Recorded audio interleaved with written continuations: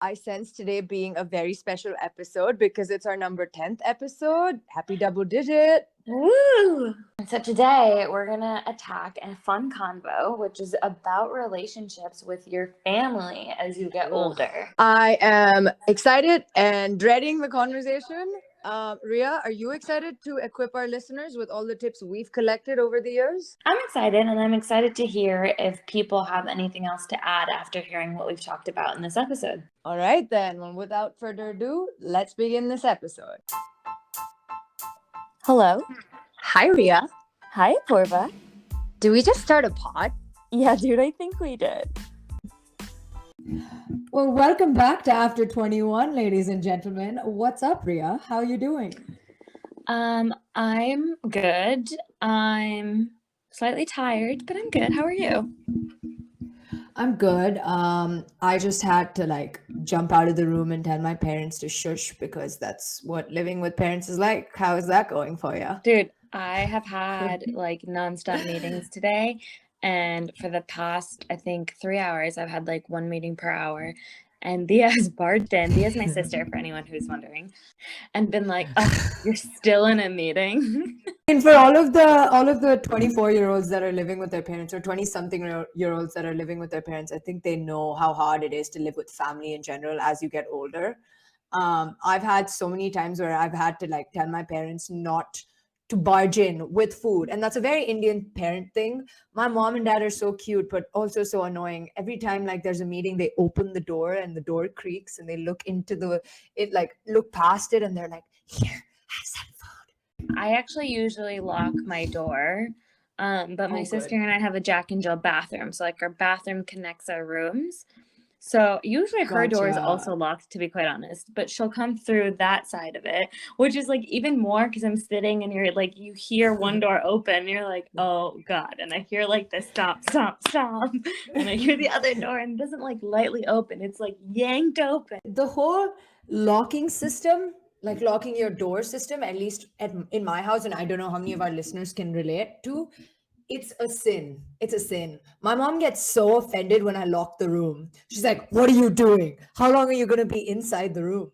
First of all, I locked the door from her, but it also wasn't my mom hates it. And I actually hate it too. So if you try to go open her door, and it can be to wake her up and the door is locked. I mean, I think this is just how family dynamics are, right? As you grow older, it's just one of those things where it's just I think we're in a unique boat. I don't know how many of our people are in the same boat as us, where we're 24 and kind of working out of our own houses. I think it's fairly common in India because most people do that, but it's just how it is when you're a freaking adult and you're living with family. At home. Yeah. I mean, I would say I think it's a lot more common because of COVID right now here. Yes. I have noticed a huge resurgence though. So a lot of my friends are now moving out, and it's really funny because we'll all talk about it. And some of my friends will be like, "Well, you've done this before, right?" I was like, yeah, I've done it once before in my life too. Well, this is the perfect introduction to our episode today, which is, what is it like living with your family as an adult and maintaining that relationship as you get older? Yeah. I mean, you know what? I think even what we just kind of talked about with people barging into your room is a really good topic to bring up within South Asian families, because it's we have a different definition of boundaries. And I feel what are boundaries? Literally, what are boundaries? I don't know. It's very interesting when you bring it down to South Asian culture, because what is a boundary? Have I ever seen a boundary be set before? I mean, this is such a good example to bring up. My dad's 60-something years old, and my grandfather's almost 90 years old. And he's still, my grandfather, that is, feels like he has a say in my dad's life.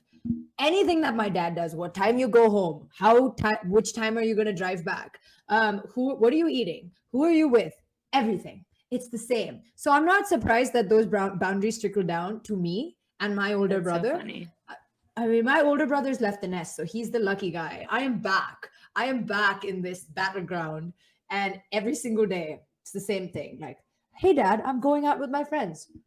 Are you going to come back before 10 or what? Hey dad, or hey mom, I'm gonna order takeout today. You're just a paying guest in this house. You don't want to eat food Oh that we God. cook. See, I haven't gotten that. I will say I'm very lucky. My parents will ask the questions, but like there's no restriction. It's more of just like an asking and then like maybe a comment, but it's not a negative comment. For me, the I think Dia and I actually have more boundary issues with each other where I'll be like I think a few weeks ago I went out to get a drink with a friend and we'd kind of coordinated, I was gonna go out and get a drink with my friend and she was gonna go out and hang out with her friends too. Also, my sister is 6 years younger than me, for anyone who's listening. I'm sitting at the table with my friend, and I see her calling me, so I pick up. Something might have happened, whatever. She goes, "Where are you? With who?" I said my friend's name. "How did you meet her? I don't remember you being friends with her." I was like, okay, well, what? My friend is like in front of me, and she's laughing with it too. And then she goes, "What time are you coming home?" And I was like, "I don't know, like 8 maybe." "What time exactly are you coming home? Oh Will my you be home for gosh. dinner?" My mom is just like, whatever, no questions asked, nothing. But Dia's like, okay, come home at 8. I didn't go anywhere. Come home exactly at 8. When you come home, I think what were you doing for so long? before we started this episode, we were just kind of like chatting and catching up, and Dia just barged into the room and she was like, "What are you doing? I have something important. I have an emergency." And Ria's like the good, accommodating older sister. And she's like, "I'll get to you, I'll get to you. It's all good." She's like, "I need you to finish this right now." And I was just thinking, I think it's also important to note that family dynamics is not just with your parents, it's with your sibling. If you have a sibling, I have an older sibling who's 6 years older than me, and I am the Dia in our dynamic. Oh yeah. So like when I lived with my brother, the older sibling, and he's just there, he's just like, "Tell me what you need, I'm right here." And I'm like, it's like vice versa though. I'm just like, "Don't barge into my room, don't tell me what to do. Let's establish something called boundaries." But that doesn't work with my parents. So No, not at all. No. I actually think of this funny analogy that I was telling Rhea before we started this episode. It's called the Lakshman Rekha analogy. I don't know if our non-Indian listeners know what the Lakshman Rekha analogy is, but Lakshman Rekha, long story short, is stemmed from this super old, famous mythological, or is it mythological? Why is this so hard? Okay, Lakshman Rekha stems from a mythological story called Ramayana. Yes, and the hero, quote unquote, his brother is Lakshman, and the hero's wife is Sita. So Sita's in this house, and Lakshman draws this line basically and says, "Don't you dare step out of this line. Once you're within the line, you're good. It's the safe territory. The second you step out the line, it's like, welcome to the wild, wild west. Like, don't step out." Every time I draw this line with my parents and I say, "Don't you dare step out of this boundary. Like, let me do my thing outside this boundary," they just like wipe that boundary off. And every time I kind of start an argument with them, they're just like, "We gave birth to you. You don't get to tell us what to do." And we didn't talk about this beforehand, but if you go back to that story, right? Like he drew the line and he told her not to step over it, and she did, and she had consequences, right? Essentially, she got kidnapped, and then it started a giant war, and like a lot of things happened. But this is like an age-old story, right? Like we've heard it growing up, our parents heard it growing up. Considering that this is like a big generational story that we all hear it growing up. We celebrate Diwali because it's when they ended the war and finally came back. Why don't we have boundaries then? Like, how come it's ingrained in our culture to not have boundaries when we were taught that if you break the boundaries, you get in trouble?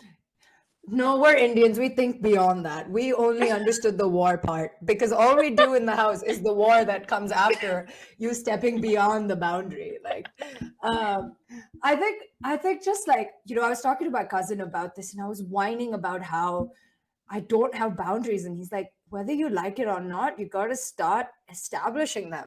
What in whichever way, shape, or form an Indian parent understands a boundary, like the loose term of a boundary or definition of a boundary, then you're making progress. You have to frame it in different ways. Like sometimes a boundary isn't saying like, here's a boundary, like I need this. It's a lot easier for people, like, for example, when you and I were outside doing our thing in college, parents kind of understand it.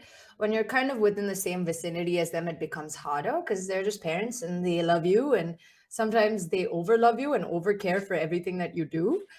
Sometimes, if you're an Indian parent, you just rule your kid basically until he or she is married, and the I think cycle after never that ends. too. But after that too, yeah. But long story short, like, even for me, when I tell my parents, listen, I'm going out, initially they were just like, who are you going with? What time are you coming back? Still, the questions are still there, but they're a little more easygoing now when I step back in a little later than the quote unquote curfew time. And then, in the mornings when I say, look, I've got a meeting, they're quiet outside, guys. That's a big deal right now. That's a really, really big deal.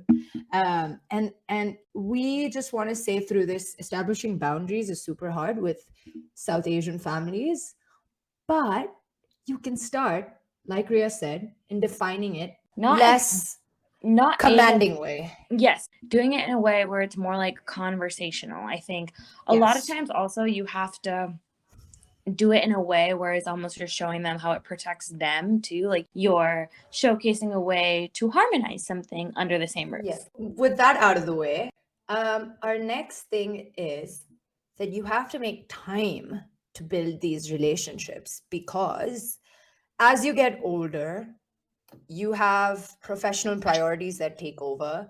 You have your own relationships that take over, and your parents who spent all their time with you as a child are now not your number one priority, even though in your head they are. In reality, they're probably like they're like the last couple people you have in mind that you want to keep in touch with. So I mean, if you want to harmonize your boundaries, you got to get to the point where you develop and have that relationship with your parent, not as a child, but as an adult child. I mean, I think it's also, like I will say, I think it's more than just your parent. I think it's also like a sibling, for example. Like it's just it's your family in general. Like how do you build the relationship? Because now you're a whole person, you have a personality, you're still growing and challenging yourself, but you're not being raised anymore, right? And you have a little bit of independence. And I think what we often forget is you have to nurture these relationships just like you would nurture a friendship or a significant other or anything like that. So you have to, one, learn how to respect that person. And like whether it's us with your parents, like, yeah, you always respect them as mom and dad, but like now you respect them more as like an individual and look at them kind of from a different lens to just be like, they're not the commanding person telling me what to do or what not to do or feeding me or whatever, but like they're a person with a presence in your life. And I think same thing with your siblings as well. I, like I said, moved home during COVID, and when I left home I was 17 and my sister was like 11. She was definitely still growing, and she was like a little baby to me. She's still a little baby in a certain level. But when I came home at 22 during COVID and we readjusted to living at home together, she was a 16-year-old teenager, now 17, like turning into a mini adult. And we had a realization where it was like, well, she's an adult now and I'm an adult now. I'm just not like the older sister, and she's just not the one who listens. And same thing with my parents. It was like, we're all adults. We all have like opinions and things. Your own personalities. And you have to figure out how to live in synergies and also how to spend time with each other and actually get to know each other. So every time Rhea's talking from the older sibling perspective, I have to keep mentioning that, because when my brother left to the US, I was in 10th grade. So what, 13, 14 years old, basically? And I moved to the US when I was 17. Again, same thing. We were not in the same course, different houses. And then I moved in with him exactly at 22. He is 6 years older than me, so do the math. I don't want to throw him under the bus. But it's the same thing. Like I had basically the same issues with him, which was almost just like, hey, listen, I'm not your kid sister anymore. I've got a personality of my own. So give me a break and let's kind of like figure this whole thing. It took us a good year to kind of find that synergy, like Rhea was saying. And it's been, again, moved exactly during the second wave of COVID in India. It's the same thing with my parents too. Like it's taken us about 7 months to develop this relationship together. And it's not like we don't step on each other's toes. We do all the time. But just like we spoke about in our first season of this podcast, which is friendships, you have to carve out some time to make with your family. Whether that's if you're living away from your sibling, make sure you schedule that random call. And you don't have to schedule it on your calendar, just keep it at the back of your mind. My brother's Yeah. really good at doing it. Yeah, like just picking up the phone and giving me a call. When I was living away from my parents, it was actually in my mind that I call them once in 2 days or once a day, just to kind of like touch and check in on them. I don't know if it's like, I read this somewhere where it's like, think about it. For the first 18 years of your life or 17 years of your life, you're spending every single moment with your parents. And then right after that, you're done. So like if you do the math, you're probably spending an hour with them at the max per week. And when you add it up, it's like a whole decade or a couple decades that you miss out with them as an adult, that we want to kind of say that you should consciously look at working towards, because they are your parents or your siblings or your family in general, Right. that is at the core of your identity.